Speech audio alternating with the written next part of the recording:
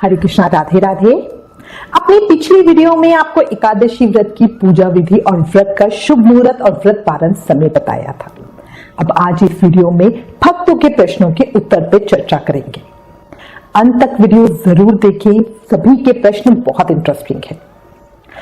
देखो, साल की सभी 24 एकादशियों में से निर्जला एकादशी सबसे अधिक महत्वपूर्ण एकादशी है। साल की बड़ी एकादशी जिसे कहते हैं। बिना पानी के व्रत को निर्जल व्रत कहते हैं और निर्जला एकादशी का उपवास किसी भी प्रकार के भोजन और पानी के बिना किया जाता है। तो आप खुद समझ लो, ये बहुत ज्यादा कठिन उपवास भी होता है, करना आसान नहीं होता। इन्हीं कठिन नियमों के कारण ही ये सभी व्रतों में सबसे कठिन माना जाता है। निर्जला एकादशी व्रत को करते समय श्रद्धालु लोग भोजन ही नहीं, पानी भी नहीं पीते हैं। तो एकादशी सूर्योदय से द्वादशी सूर्योदय तक आपको बिल्कुल कुछ खाना पीना नहीं है। जो श्रद्धालु साल की सभी 24 एकादशियों का उपवास करने में सक्षम नहीं है, उन्हें केवल निर्जला एकादशी का व्रत करने से पूरे सभी एकादशियों के व्रत का फल मिल जाता है। तो आप खुद सोच लो कितनी ज्यादा पुण्यदायी और फलकारी एकादशी है। अब भक्तों के प्रश्नों की चर्चा करते हैं। एक कृष्णा जी ने पूछा है कि फैमिली व्रत नहीं रखने देती, क्या करें। देखो, मैं समझ सकती हूँ ये स्थिति, आपका भाव और उन लोगों की फीलिंग भी समझ सकती हूँ। उन्हें लगता है आप कहीं बीमार ना हो जाए, आप शायद कर नहीं पाएंगे। इस तरह के फैमिली परिवार वालों को आना स्वाभाविक है। अगर निर्जल व्रत ना करो तो फलहार से व्रत कर लो, पर व्रत छोड़ना नहीं। बहुत ज्यादा फलकारी दिन है, इसका जरूर उपयोग करना। अगले प्रश्न में दिव्यांश गुप्ता जी ने पूछा है कि क्या बच्चे एकादशी का व्रत कर सकते हैं। बिल्कुल कर सकते हैं। हमारे शास्त्रों में विधान है कि 8 साल से 80 साल तक सबको व्रत करना चाहिए। अगर आप निर्जल व्रत ना कर पाओ तो अपने शरीर के हिसाब से लिक्विड पीकर व्रत कर सकते हो या फलाहार से व्रत कर लो।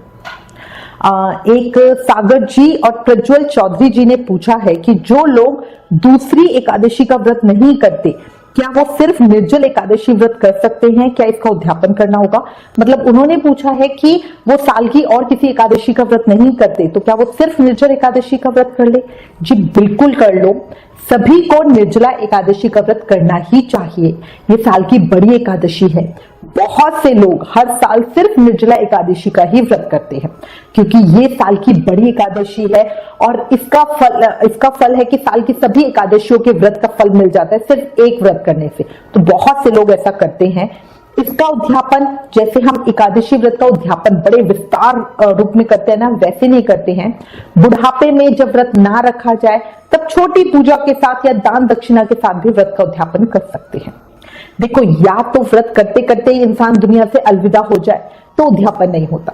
उद्यापन सिर्फ उस सूरत में होता है जब हम कहते हैं कि अब और व्रत नहीं रखा जा रहा। एक प्रश्न आया है, निर्जला एकादशी वाले दिन हम निर्जल व्रत रखते हैं और आपके कहे अनुसार उस दिन सुबह से कुल्ला करके मुंह साफ करते हैं, पर अगले दिन द्वादशी को क्या करें। उस दिन ब्रश करते समय पानी मुंह में जाएगा तो इससे व्रत खंडित तो नहीं होगा। देखो, याद रखना, निर्जला एकादशी व्रत का पूर्ण फल हमें तभी मिलता है जब हम निर्जला एकादशी के दिन सूर्य उदय से लेकर अगले दिन द्वादशी तिथि के सूर्य उदय तक पानी खाना कुछ नहीं लेते। पर इस नियम में मुंह साफ करने और स्नान में पानी इस्तेमाल करने से व्रत खंडित नहीं होता, ऐसा विधान है। द्वादशी को भी हमें ब्रश नहीं करना चाहिए, स्पेशली जो आजकल पेस्ट मिलते हैं ना, इसमें नमक वगैरह और चीजें मिली होती है। एकादशी व्रत में कुल्ला यानी मुंह साफ करने के लिए 6 मासे जल यानी 5.5 ग्राम पानी का प्रयोग बताया हुआ है। यही हम द्वादशी को भी कर सकते हैं। एक प्रश्न, एकादशी व्रत में सुबह जब हम हाथ में जल लेकर संकल्प करें उस समय कितने पैसे दक्षिणा के रूप में रखें। देखो, ये पूरी तरह से आपके ऊपर है, आप कितनी दक्षिणा देने चाहते हो, ये आपकी मर्जी है, आपकी स्थिति है, आप कितने सामर्थ्य हैं। आप 5 रुपए, 11 रुपए, 21, 51, 101, 500, जितनी आपकी सामर्थ्य हो उस हिसाब से पैसे रख सकते हैं और संकल्प ले सकते हैं। पूजा के बाद ये पैसे ब्राह्मण को ही दिए जाते हैं। एक प्रश्न, हमारा तो निर्जल व्रत है तो कान्हा जी को भोग लगाएं या नहीं। देखो, हमारा निर्जल व्रत है, कान्हा जी का नहीं। कान्हा जी का तो उनके रूटीन के हिसाब से हम जो भोग लगाते हैं वैसे ही लगाएंगे। आप चाहें तो उन्हें अन्न का भोग लगा सकते हैं या फलाहार का, ये पूरी तरह आपकी मर्जी है। कान्हा जी पर किसी प्रकार की कोई रिस्ट्रिक्शंस नहीं होती। देखो, अच्छा फल कमाने की हमें जरूरत है, कान्हा जी को नहीं। एक प्रश्न, निर्जल व्रत में क्या थूक निगल सकते हैं? ये प्रश्न मुझसे हर बार पूछा जाता है। देखो, शास्त्रों में ऐसा नहीं लिखा कि निर्जल व्रत करके अगर हम थूक निगल लेंगे तो हमारा व्रत खंडित हो जाएगा। मुझे पर्सनली ऐसा लगता है कि ये हर किसी की अपने शरीर और अपने सामर्थ्य के हिसाब से होता है। किसी किसी व्यक्ति के मुंह में लार या थूक ज्यादा बनता है, किसी के मुंह में कम, तो ये पूरी तरह से साधा के ऊपर है। अगर बाहर थूक सको तो बढ़िया, वरना इन बातों का वहम किए बिना ज्यादा से ज्यादा पूजा, भक्ति, पाठ, कीर्तन, सत्संग की चिंता करो। ये सोचो दान क्या क्या करना है, अभी सामान लाना है कि बाद में, पूजा में क्या स्पेशल करना है। निर्जला एकादशी बहुत फलकारी दिन है। आप कान्हा जी की प्रसन्नता के लिए फूल बंगला या नौका विहार का आयोजन भी कर सकते हो। अगले प्रश्न में सुशील यादव जी ने पूछा है कि मेरा व्रत एक बार बीच में छूट गया था, तो क्या मैं अब दोबारा व्रत कर सकती हूँ? जी बिल्कुल कर सकते हो, व्रत रख सकते हो, पर कोशिश करो जो भी संकल्प लो उसे प्रयत्न के साथ पूरा करो। बहुत फलकारी है। थोड़ी मेहनत और त्याग से साल की सभी एकादशियों के व्रत का फल मिल रहा है, तो कोशिश तो करनी ही पड़ेगी। इस निर्जला एकादशी व्रत को साल की सबसे बड़ी एकादशी कहा गया है। अगले प्रश्न में संगीता मिश्रा जी ने पूछा है कि क्या द्वादशी को 2 बार से ज्यादा अन्न ले सकती हैं? देखो, शास्त्रों के हिसाब से पारण वाले दिन यानी द्वादशी को सुबह हम चनों से व्रत खोलते हैं, फिर पूरे दिन में एक समय शुद्ध सात्विक खाना खाते हैं, मतलब बिना प्याज लहसुन का। पर कई लोगों को शारीरिक परेशानी होती है, क्योंकि दशमी को भी उन्होंने एक ही समय खाना खाया था, इसलिए अपने शरीर के हिसाब से द्वादशी नियम निर्धारित कर सकते हैं। पर याद रखना, अपने शरीर के हिसाब से चाहे एक बार खाना खाओ या 2 बार, पर ऐसा मत करना कि बार बार ही कुछ खाए जा रहे हो। जैसे नॉर्मल दिनों में क्या होता है, हम ब्रेकफास्ट खा रहे हैं, अगर मान लो कुछ सामने बचा हुआ है, बच्चों ने छोड़ दिया या कुछ चीज पड़ी हुई है तो उसे उठा के हम खा लेते हैं, पर ऐसा हम द्वादशी को नहीं करेंगे, उस दिन भी संयम के साथ रहेंगे। झलक खंडेलवाल जी ने पूछा है कि जब निर्जल व्रत रखते हैं तब अगले दिन क्या खाना चाहिए? देखो, एकादशी वाले दिन सुबह सूर्योदय से लेकर द्वादशी को सूर्योदय तक निर्जल व्रत करेंगे। द्वादशी को अपने व्रत का पारण मतलब व्रत खोलेंगे। इसकी पूरी विधि पहले ही वीडियो में बता चुकी हूँ, उन वीडियो का लिंक नीचे डिस्क्रिप्शन में है। फिर भगवान के चरणामृत तुलसी दल से व्रत खोलेंगे। व्रत खोलने के बाद हमें ध्यान रखना है कि कुछ भारी तला हुआ नहीं खाना, पानी भी एकदम से ज्यादा ना पिए। ज्यादातर लोग गलती क्या करते हैं, जैसे ही व्रत खोलते हैं प्यास बहुत लगती है और वो ढेर सारा पानी एक साथ पी जाते हैं, जिससे उन्हें पेट दर्द, भारीपन, गैस आदि की परेशानी हो जाती है। इसलिए हमेशा सिप सिप करके, मतलब जैसे चाय पीते ना, एक घूंट लिया फिर रुके, एक घूंट लिया रुके, इस तरह करके पानी पीना चाहिए। थोड़ा थोड़ा लिक्विड ले, भोजन भी हल्का ले, एकदम भारी ना खाए। निहारिका वर्मा जी ने पूछा है कि एकादशी व्रत का उद्यापन विधि बताएं। मैं अपनी सासू मां की गलती के लिए व्रत रखा था, तो कब करे उद्यापन और विधि क्या है? देखो, मुझे लगता है आपका प्रश्न अधूरा है। पहले आप ये बताओ, आपने किस संकल्प से व्रत किया है, कितने व्रत किए हैं? जब आपने व्रत शुरू किया तो व्रत का संकल्प लिया होगा, उसमें आपने क्या बोला था, कितने व्रत करोगे? उसी के आधार पर उद्यापन कब करे ये आप निश्चित करोगे। आपने जो भी संकल्प लिया था उसके अनुसार व्रत करो। फिर व्रत का उद्यापन किसी ब्राह्मण से करवाएं, वो घर में पूजा करते हैं ताकि व्रत का पूर्ण फल आपको मिल सके। हरि वर्मा जी ने पूछा है, निर्जल व्रत एकादशी सुबह 4 बजे से अगले दिन सुबह 4 बजे तक होता है, उसके बाद पानी पी सकते हैं? देखो, अगले दिन सुबह व्रत खोलने का जो समय होता है उसके अनुसार ही व्रत खोलेंगे। ऐसा नहीं कि द्वादशी की सुबह 4 बजे और मैंने फटाफट पानी पी लिया, ऐसा नहीं करना है। हर एकादशी पर व्रत खोलने का समय अलग अलग होता है। निर्जला एकादशी पूजा विधि और व्रत के शुभ मुहूर्त पर हमारी एक वीडियो है, उस वीडियो का नीचे लिंक डिस्क्रिप्शन में दिया है, वो वीडियो देखें और उसमें बताए टाइम के अनुसार ही व्रत खोलें।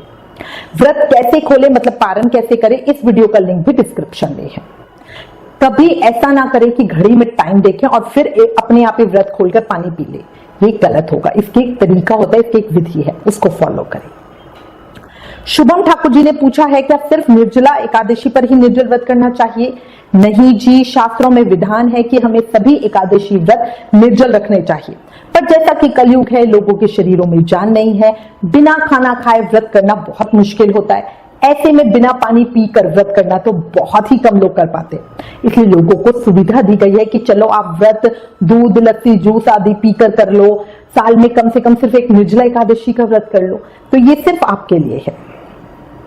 शिवानी चावला जी ने प्रश्न किया है कि मुझसे व्रत नहीं हो पाएगा, क्या करूं? नहीं रखूं तो पाप तो नहीं चढ़ेगा? नहीं, बिल्कुल पाप नहीं चढ़ेगा, पर अगर रखोगे तो पुण्य बहुत मिलेगा।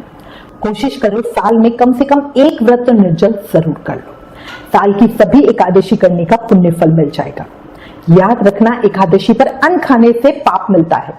नेक्स्ट प्रश्न में मनीषा गुप्ता जी ने पूछा है कि मैंने लास्ट ईयर निर्जल व्रत में सिर्फ चाय पी थी, फ्रूट खाए थे, पर पानी नहीं पिया था, क्या मुझे व्रत का फल मिलेगा? इसी में हमारे पास और भी प्रश्न आए हैं। निर्जला एकादशी व्रत में मैं निर्जल व्रत करूंगी, इस व्रत में पानी नहीं पी सकते पर क्या चाय पी सकते हैं? या एकादशी व्रत में जल नहीं ग्रहण करेंगे, शाम को फलाहार कर सकते हैं? तो देखिए, बहुत बड़ी कंफ्यूजन है। निर्जल व्रत का मतलब होता है, व्रत का मतलब है कि खाना नहीं खाना, और निर्जल का व्रत मतलब है कि खाना और पानी दोनों नहीं लेने। इस तरह से जो आप बता रहे हैं कि मैंने सिर्फ पानी नहीं पिया बट चाय पी ली और ये कर लिया, ये निर्जल व्रत नहीं हुआ। व्रत का मतलब है कुछ नहीं खाना, इसमें हम अन्न और नमक का त्याग करते हैं। निर्जल व्रत में हम पानी का भी त्याग कर देते हैं।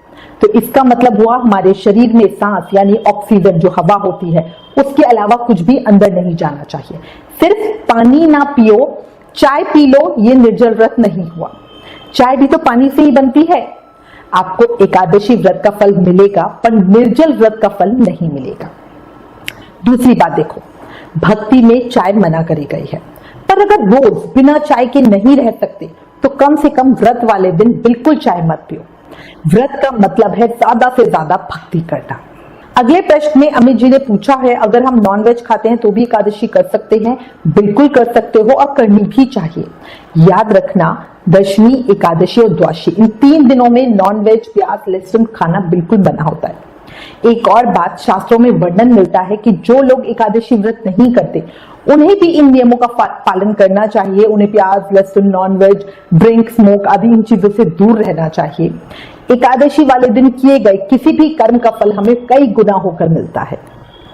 अगला प्रश्न, एकादशी वाले दिन तुलसी में जल डाले कि नहीं? नहीं, एकादशी वाले दिन तुलसी महारानी को जल अर्पित नहीं करते। आप पूजा कर सकते हो, दीप प्रज्वलित कर सकते हो, प्रार्थना आरती कर सकते हो, पर जल चढ़ाना और तुलसी दल तोड़ना निषिद्ध है। इस विषय पर हमारे चैनल में एक डिटेल वीडियो है, उस वीडियो का लिंक डिस्क्रिप्शन में है, प्लीज वो देखिए। तुलसी महारानी के विषय में और बहुत सी जानकारी मिलेगी। सोनी जी ने कहा कि मैंने दिन छिपने पर 1 स्पून पानी पिया था, क्या ये निर्जल व्रत माना जाएगा? नहीं, ये निर्जल व्रत नहीं हुआ। चाहे 1 स्पून पानी पियो या 1 गिलास, बात एक ही है। निर्जल व्रत हमारा एकादशी सूर्योदय से लेकर द्वादशी को सूर्योदय तक होता है। इस समय के बीच में 1 बूंद पानी भी हम अंदर नहीं लेते हैं। पारण के समय चरणामृत या गंगा जल पीकर फिर हम व्रत खोलते हैं।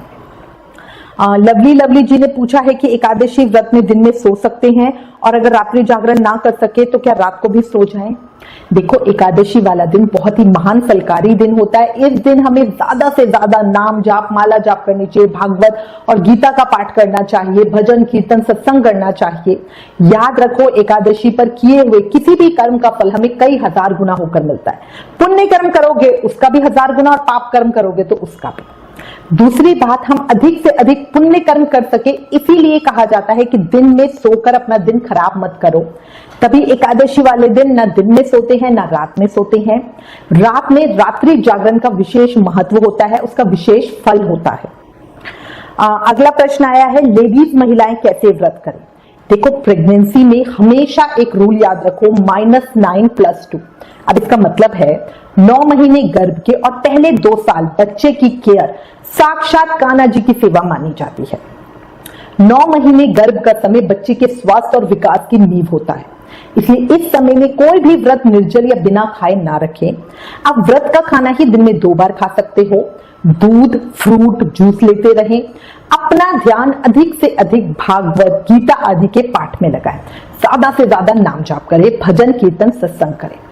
इस तरह आपको व्रत का फल मिलेगा और शिशु पर भी अच्छा प्रभाव पड़ेगा। अगला प्रश्न है, सीतू यादव जी ने पूछा है, पीरियड्स में व्रत कैसे करें? देखो, व्रत नियम मत छोड़ना, व्रत रखना, डायरेक्ट कोई भी पूजा सेवा नहीं करना, एकादशी व्रत की कथा मोबाइल पे सुन लेना, ज्यादा से ज्यादा नाम जाप करना, और व्रत का जो नियम है निर्जल व्रत करना वो आप वैसे ही करोगे। रोहिणी कथूरिया जी ने पूछा है क्या हम व्रत किसी और के लिए रख सकते हैं, कोई ऐसा जो खुद व्रत नहीं रख सकता? तो बिल्कुल रख सकते हो। पारण के समय जब द्वादशी को हम पारण करते हैं ना, उस समय हाथ में जल, फूल, तिल और पैसे यानी दक्षिणा लेकर संकल्प के साथ व्रत का पुण्य आपने जिसके लिए भी व्रत किया है उसको दे दे। संकल्प लेते हुए बोले, हे श्री हरि विष्णु, मैं प्रीति जिंदल, गोत्र जिंदल, लक्ष्मी नगर, दिल्ली निवासी, जो आपकी डिटेल है वो बोलनी है। और फिर बोले, हे दीन दयालु, आपकी कृपा, आशीर्वाद और प्रेरणा से मैंने अपना निर्जला एकादशी व्रत को निर्विघ्न पूरा किया है। हे प्रभु, आपकी कृपा दृष्टि से ही ये संभव हो पाया है। हे दीनानाथ, मैं अज्ञानी आपसे क्या कहूं, आप भूत भविष्य वर्तमान सब जानने वाले हो। प्रभु, आपकी इच्छा और प्रेरणा से ही मैं अपने इस निर्जला एकादशी व्रत का पुण्य अपने पापा, जो भी उनका नाम हो, हरिशंकर, पिता का नाम सीताराम, गोत्र मंगल, लक्ष्मी नगर, दिल्ली निवासी, को देना चाहती हूँ। मतलब पूरी डिटेल के साथ बोलना। प्रभु, इस व्रत का पुण्य उन्हें दीजिए और उनके जीवन की परेशानियों का अंत करें। ये सब कहते हुए जो आपने हाथ में जल लिया था वो वहीं छोड़ दे। अच्छा देखो, एक चीज याद रखना, ये मैंने जो आपको बताया ये थोड़ा सा आइडिया बताया कि कैसे और क्या बोलना चाहिए। आप अपने हिसाब से सिर्फ मॉडिफाई करके चेंजेस कर लो, पर कहने का मतलब है डिटेल में बताना कि किसे व्रत का पुण्य फल दे रहे हो और उसकी क्या परेशानी है। अगर आप सिर्फ प्रीति कहोगे तो प्रीति तो बहुत सारी है ना, प्रीति जिंदल, मेरा गोत्र क्या है, मैं कहाँ रहती हूँ, पूरी जानकारी दी जाती है। अगले प्रश्न में किशोर सिंह जी ने पूछा है, क्या पुरुष व्रत कर सकते हैं? बिल्कुल कर सकते हैं और करना ही चाहिए। इस व्रत में स्त्री पुरुष का भेद नहीं होता।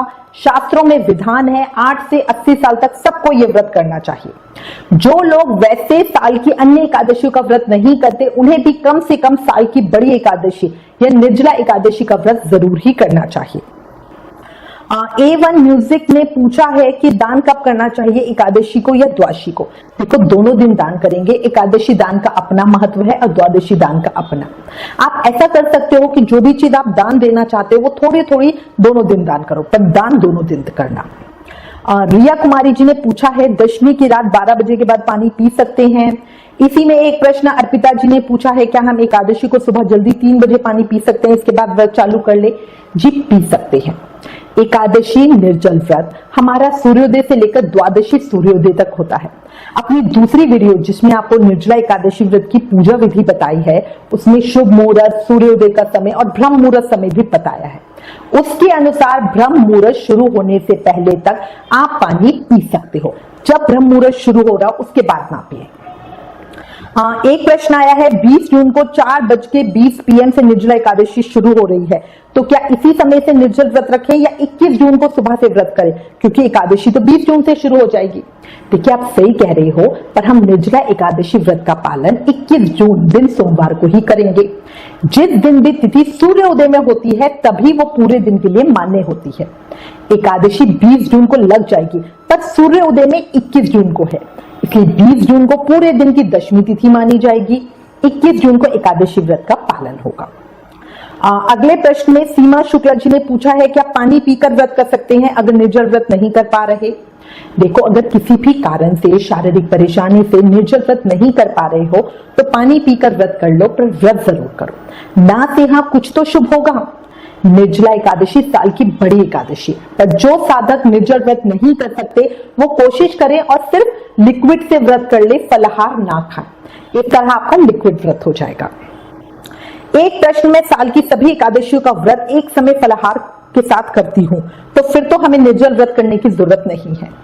देखो, निर्जल व्रत करने का अपना महत्व और महाफल है। आप साल की सभी एकादशियों का व्रत करते हो, ये बहुत अच्छी बात है, पर कोशिश करके ये एक अकेला निर्जल व्रत कर लो ताकि आपको महाफल मिल सके। वो कहते हैं ना, बोनस मिला है, उस तरह से। निखिल वशिष्ठ जी ने पूछा है कि एकादशी पर चावल तो निषिद्ध होता है, तो संकल्प करते हुए हाथ में क्या ले? देखो, एकादशी व्रत में जब हम संकल्प लेते हैं तब हाथ में जल, फूल, तिल और पैसे रखते हैं। मैं उम्मीद करती हूँ इस वीडियो में आपके सभी प्रश्नों के उत्तर दे दिए। अगर अभी भी कोई प्रश्न बचा हो तो प्लीज हमें लिखें।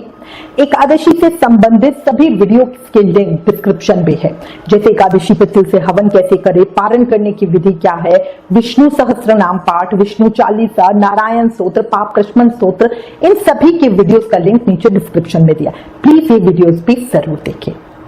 इस शनिवार 19 जून को शाम 4 बजे हम इंस्टाग्राम पे लाइव आएंगे। अगर आपके कोई प्रश्न हो तो वहां आप पूछ सकते हो। ज्ञान बांटने से बढ़ता है, इसलिए इस वीडियो को ज्यादा से ज्यादा शेयर करें। Please like, share and subscribe. Thank you. Hare Krishna.